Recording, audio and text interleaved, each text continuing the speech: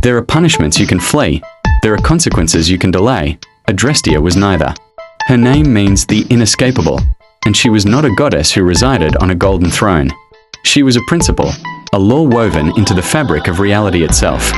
Where Ananke was the inevitability of the path, Adrestia was the inevitability of the reckoning at its end.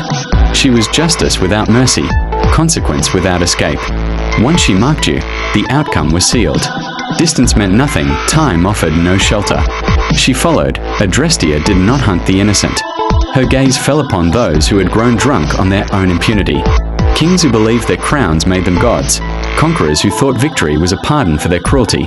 Mortals who mistook the universe's silence for forgiveness. When arrogance grew unchecked, Adrestia moved.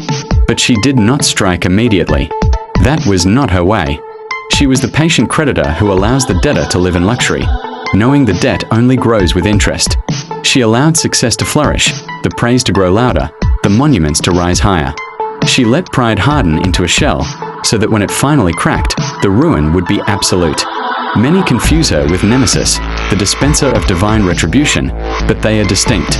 Nemesis is the spirit of righteous anger who identifies the crime. Adrestia is the unblinking eye that follows the criminal home. Nemesis declares the balance must be restored. Adrestia asterisk is asterisk the restoration, cold and final.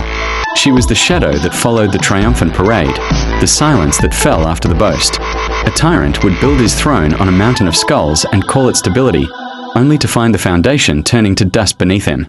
A merchant whose greed starved a city would find his coffers inexplicably empty, his ships lost to a calm sea.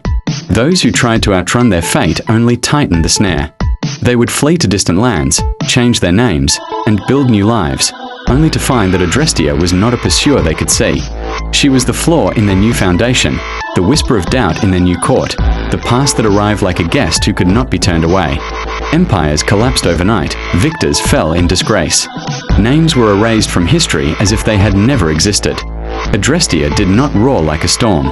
She arrived quietly, as the turning of a page, as the final grain of sand in an hourglass, as the chilling realization that all doors have been locked from the outside.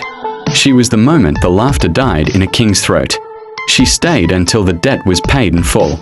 This is the Shadow Pantheon. If you wish to continue, subscribe for more. Next episode, episode 23, Curse the Harvester of Violent Death.